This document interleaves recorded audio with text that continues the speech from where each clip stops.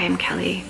This is my channel, Incredible Anyway, where I talk about how to live an incredible life no matter what your circumstances are. This is the moment. At 3 o'clock in 4 minutes, I have a telehealth appointment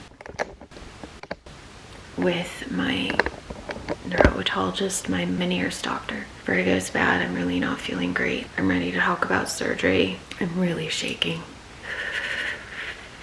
It's okay. I was really good last night. I put it all on a shelf and I really have not thought about it till this moment, and I'm really thankful I did that. In so deep I can barely see myself. I'm nervous because it's a lot. It's a lot on the line.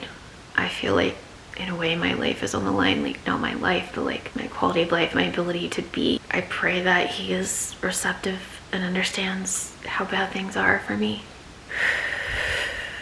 This is it. This is when we finally go, yeah. God, I'm trusting in you.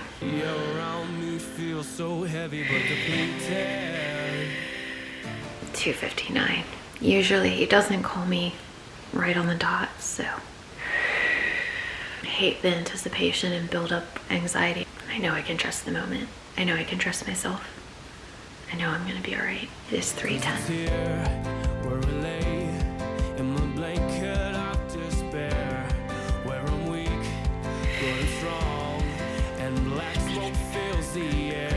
I feel like I need to go to the bathroom even though I just went to the bathroom.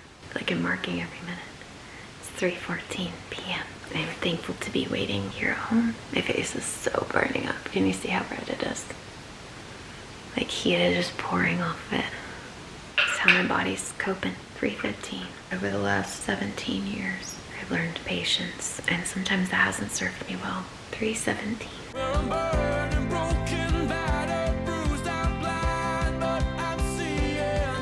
I think the anxiety beforehand is because there's no control right now. It's 3:19.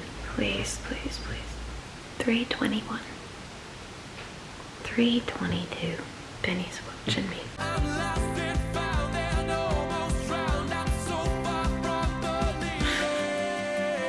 3:25. 3:26. 3:27.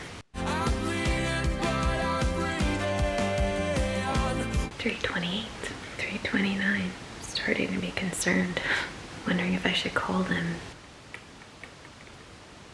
Please hold on while I try that extension. ENT. Hi, yes, this is Kelly. I have a telehealth appointment at 2 p.m. and he hasn't called me yet, so I wanted to make sure he hadn't forgotten about me. Yes, ma'am. He's still doing calls. He gets kind of behind. Okay. All right, well, that's good. They've got them scheduled every 10-15 minutes, but you're on there. Okay, well, thank you so much. I appreciate it. The reason why I'm not just doing something else and waiting for him to call is because my brain is in this like discussion doctor mode, and it will get out of that mode and it will be hard to re-engage with it because I have troubles processing things. Sometimes I need to be engaged already in the mode. That makes sense.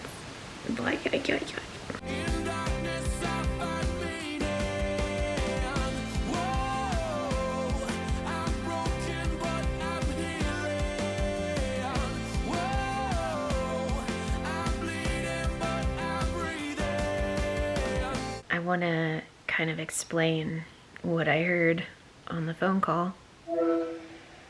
I've only got about 6 more weeks, as you know. No. And I'm retired, yeah. 6 weeks. First of all, I was shocked to hear that my doctor was retiring. No clue. So nobody had mentioned it to me. Yeah. How are you feeling?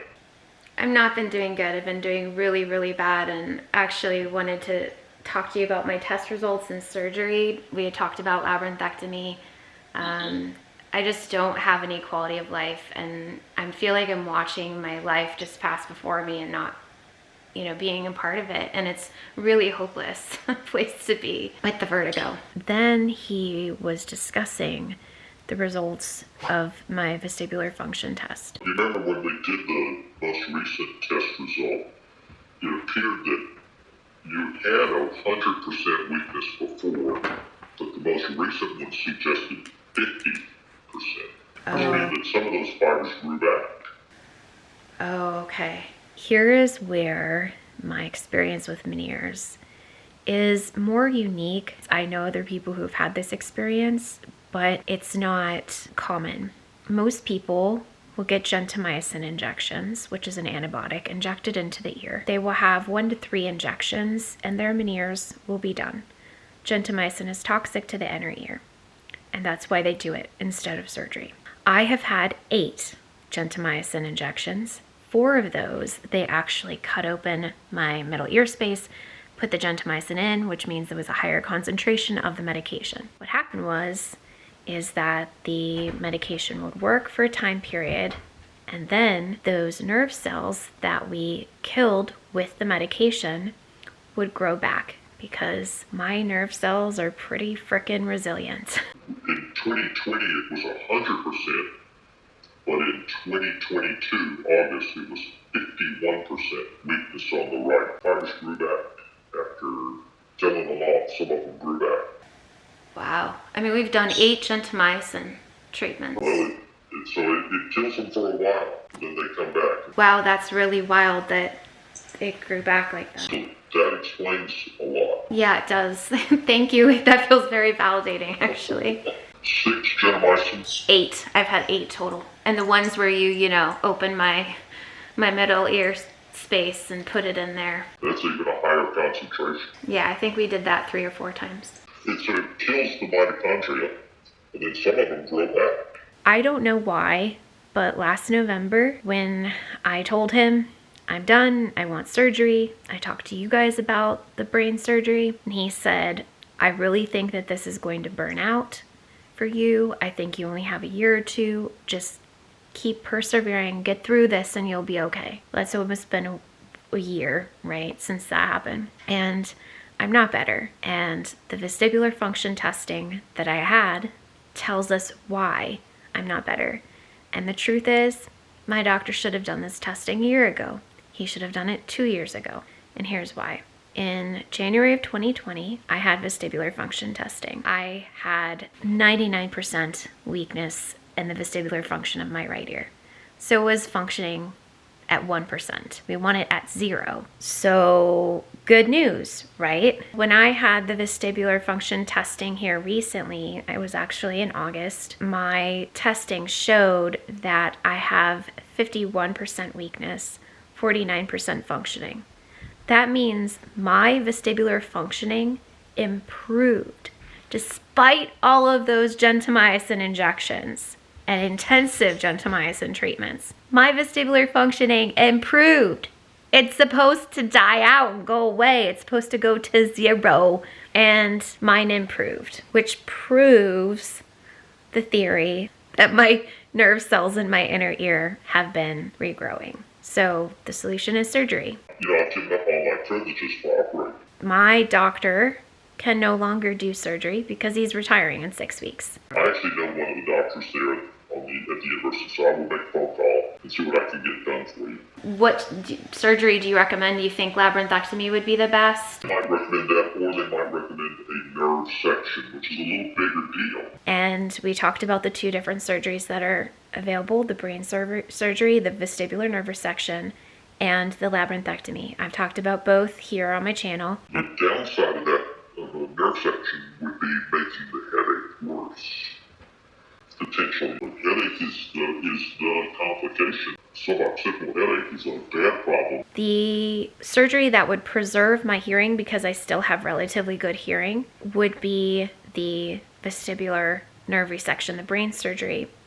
But aside from all the risks that brain surgery would bring, one of the biggest side effects that people get from this surgery is a persistent headache. 25% of patients who have this surgery will still have a headache 2 years later. As you all know, I have extensive history with headache and migraine, and we have made some progress with that in the last few years. It would be really, really devastating to go backwards on that, especially since I've had so much experience with intractable migraine. So likely what I will do is get a labyrinthectomy, which means I will lose my hearing in my right ear, and hopefully eventually get a cochlear implant, which will help with that. But I'm willing to give up my hearing to get my life back. Thank you so much. We'll get you taken care of. I'll make sure you have a good doctor take care of it. Okay. I'll make sure. Okay. We'll get this figured out by tomorrow. Okay. Thank you so much. Or Wednesday, we're going to be very timely about it.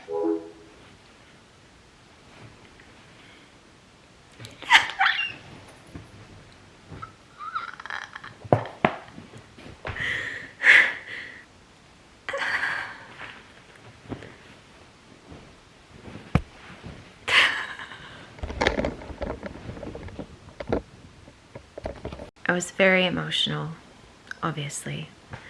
I think the weight of waiting for 45 plus minutes for that phone call, plus the weight, just stress of all the years and trying to live like this for so long and just finally having an answer. I have been in a very hopeless place. I have been suffering through this since 2010 in a debilitating way. And the truth is I probably should have had this surgery a few years ago. And it's really unfortunate, and it's very maddening to myself and those who love me that it wasn't something that happened, but I moved, my life changed, I started with a new doctor.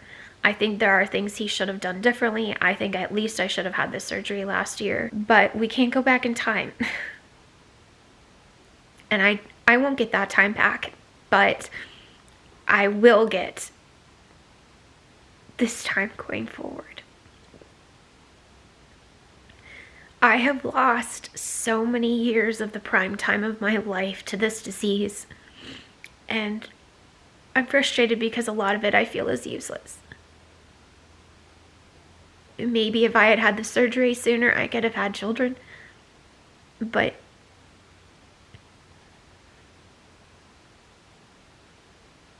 I know I would have had children because in 2010, my husband at the time and I were going through the adoption process. And the reason we stopped it was because I got Meniere's disease.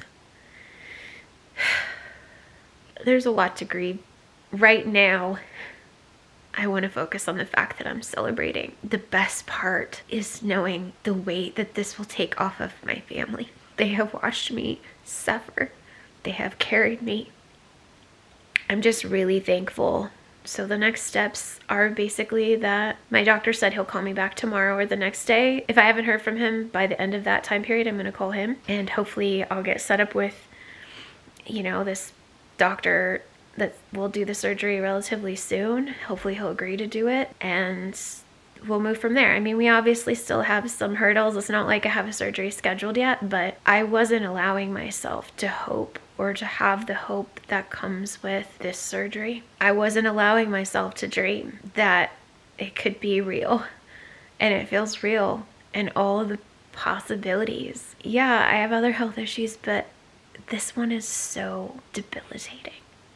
I can't even tell you how debilitating and isolating it is. I can't drive distances. I can't travel alone. To think that Meniere's disease will be in my past is almost unfathomable, that it will have been a chapter in my life that I will get to close.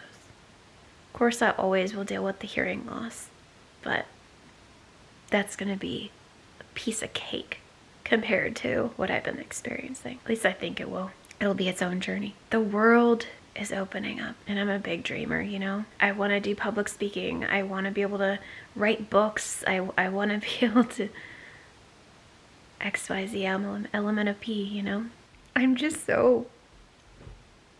I can't believe my life is going to change. I've been wanting this for such a long time. You guys know. How long? How long? When is the first time I started talking about on here about surgery? I know I was thinking about it long ago. The very first appointment I ever had with this doctor, I talked about surgery. I was ready for surgery in January of 2020. I'm going to get it.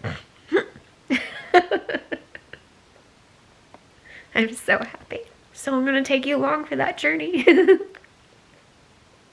I'm just so thankful. I don't even know if I believe it yet. It's not changing right now, but dang, I have hope. I'm still dealing with vertigo, and when it's really severe, I'm going to have hope to get through it because I know that it won't be forever. Like, I know that I can get through it. I'm sorry. I'm so happy. I'm not sorry.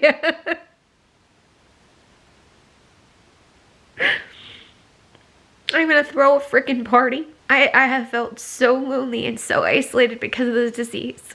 And that's part of like something that I will do is I don't know if it'll be people who are chronically ill or disabled or elderly, but I'm going to go and spend time with people who are lonely because I know what it is. And if I can make one person feel less alone, it's the whole thing. That's what I say here, right? I'm Kelly. Remember, you're not alone. Go let someone feel less lonely today. And you'll be surprised how it'll affect your own loneliness. I love you guys. You are not alone in this world. You are not alone. You are not alone in this world. You are not alone.